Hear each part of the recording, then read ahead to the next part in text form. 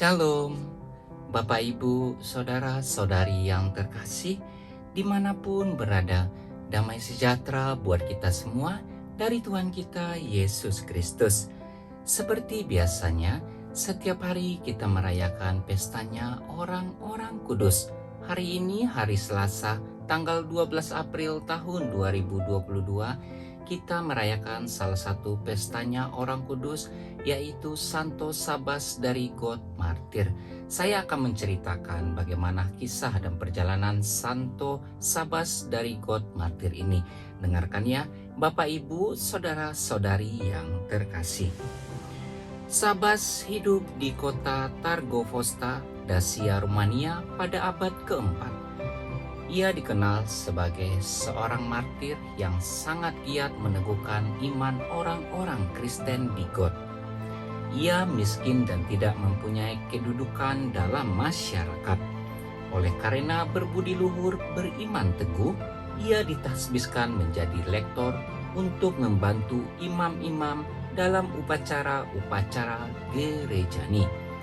Ia pun giat meneguhkan iman saudara-saudaranya agar tidak mengikuti praktek-praktek kekafiran kepada dewa-dewa. Kepada wali kota yang merencanakan penganiayaan besar-besaran kepada umat Kristen, Sabas dengan tegas menyatakan dirinya sebagai orang Kristen yang rela mati bagi Kristus. Pada tahun 372, ketika ia menyelenggarakan perayaan Paskah di rumahnya, ia ditangkap dan dijatuhi hukuman mati oleh wali kota. Ia ditenggelamkan di sungai dekat Buzan, Rumania. Kepada para pelaksana hukuman mati atas dirinya, ia berkata, "Lakukanlah sebaik-baiknya apa yang menjadi kewajibanmu saat ini. Aku tidak gentar sedikit pun, sebab aku tahu apa yang akan kuterima dari Tuhanku sebagai pahala, yakni tahta kemuliaan surgawi bersamanya." Nah, Bapak Ibu, Saudara-saudari yang terkasih, begitulah cerita singkat tentang Santo Sabas dari God yang kita rayakan pestanya pada hari ini. Semoga kita yang selalu merindukan mengikuti bagaimana kisah dan perjalanan orang-orang kudus, santo dan santa, kita semakin diberkati, iman kita semakin dipertebal, kita jadi lebih bersemangat untuk melayani sesama demi kemuliaan nama Tuhan kita Yesus Kristus. Selanjutnya kita akan melanjutkan bacaan liturgi dan renungan harian Katolik pada hari ini. Sebelum kita berpisah, marilah kita memohon berkat rahmat dari Tuhan kita Yesus Kristus. Tuhan Yesus memberkati. Amin.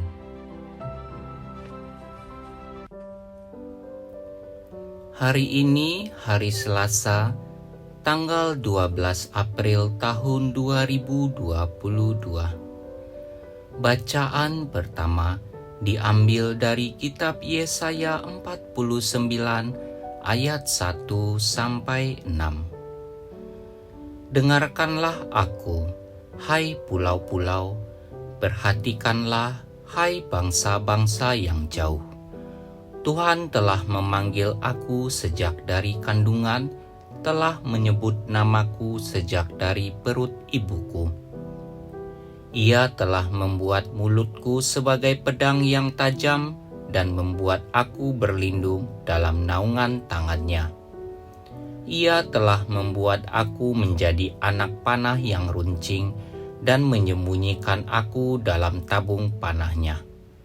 Ia berfirman kepadaku, "Engkau adalah hambaku, Israel, dan olehmu aku akan menyatakan keagunganku." Tetapi aku berkata, "Aku telah bersusah-susah dengan percuma, dan telah menghabiskan kekuatanku dengan sia-sia.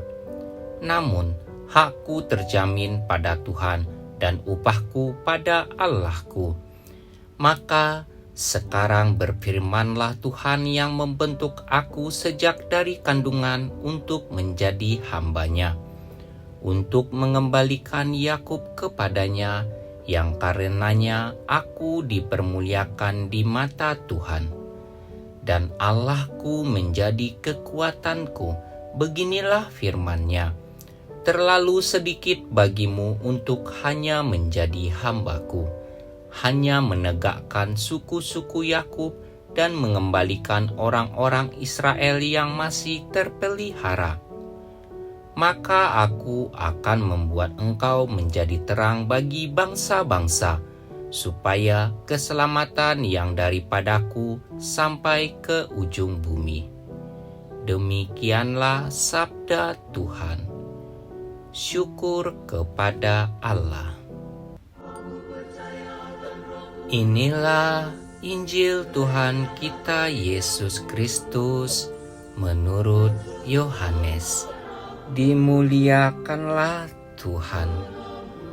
Bacaan Injil diambil dari kitab Yohanes 13 ayat 21 sampai 33 dan ayat 36 sampai 38. Di dalam perjamuan Paskah dengan murid-muridnya, Yesus sangat terharu lalu bersaksi, "Aku berkata kepadamu, sesungguhnya seorang di antara kamu akan menyerahkan aku."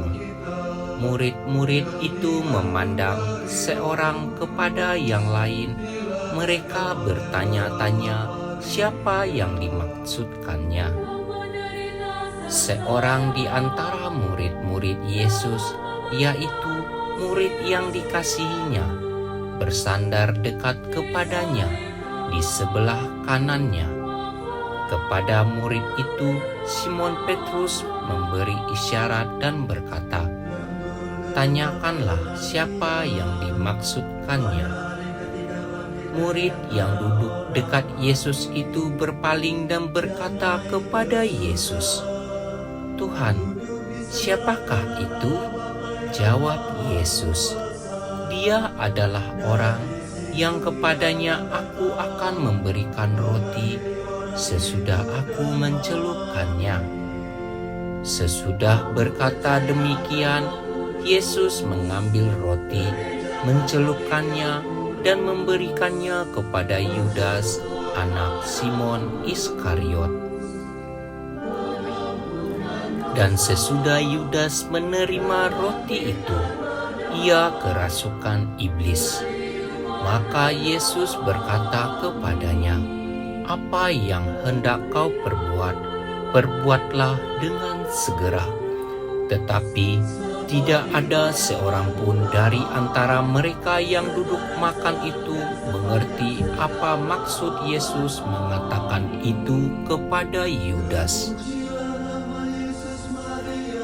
Karena Yudas memegang kas, ada yang menyangka bahwa Yesus menyuruh dia membeli apa-apa yang perlu untuk perayaan itu, atau memberi apa-apa kepada orang miskin.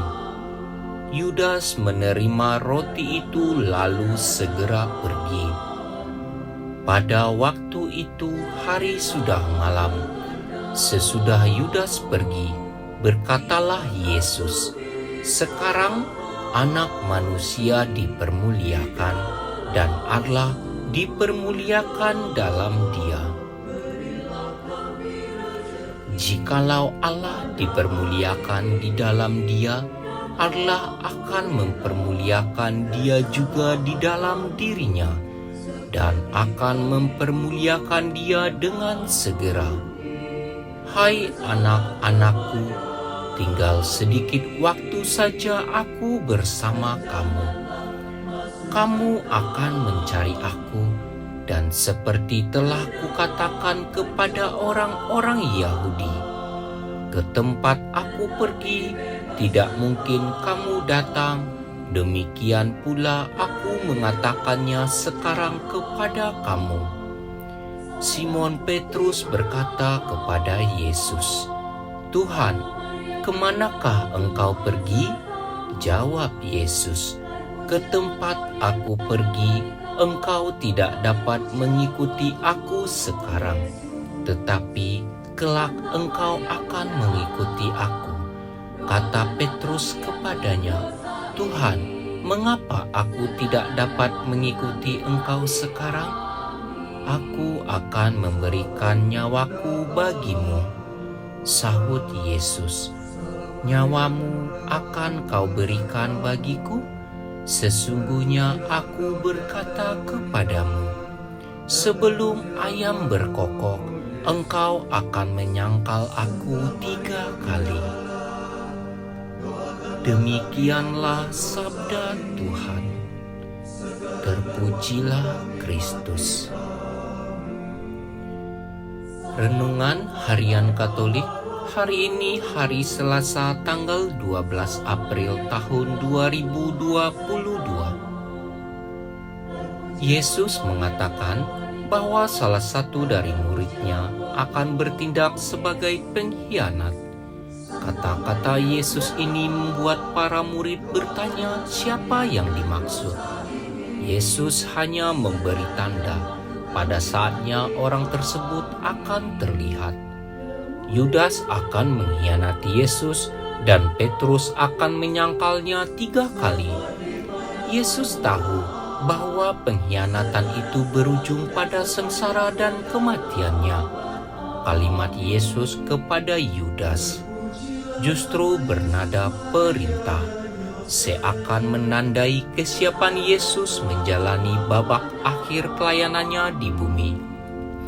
Ini bukan kalimat orang yang pasrah, membuta, dan menyerahkan segalanya pada nasib. Yesus tidak menolak atau menghindarinya, melainkan menerima serta menyiapkan diri untuk menghadapinya dengan berani.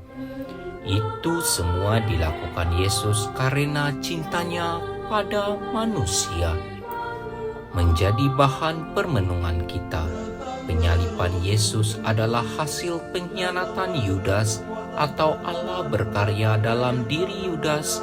Peristiwa keselamatan yang dilakukan oleh Yesus dengan kebangkitan mulianya dari alam maut tidak akan terlaksana tanpa peran Yudas. Figur Yudas menggoncangkan sebab melambangkan kegagalan yang tidak mau kita terima. Sejak Adam, manusia biasa tidak percaya pada kasih Allah. Manusia menolak statusnya sebagai anak Allah. Pengkhianatan itu sekaligus menjadi kemuliaan bagi Allah yang menyatakan diri sebagai kasih. Pembunuhan anak Allah adalah kejahatan yang paling jahat yang dapat dilakukan oleh manusia. Inilah karya mujizat Allah yang tak pernah terbayangkan oleh manusia. Batu yang dibuang oleh tukang-tukang bangunan dijadikan batu penjuru. Dengan mati karena dibunuh, Allah menyatakan dirinya kebenarannya, dan kebenarannya ialah hanya Allah yang mampu mengubah kejahatan menjadi kebaikan, bahkan keselamatan. Yudas melambangkan setiap manusia yang telah berdosa, kehilangan kemuliaan Allah, tetapi diselamatkan dengan cuma-cuma oleh Yesus. Untuk itulah Ia datang ke dunia. Semoga demikian. Amin.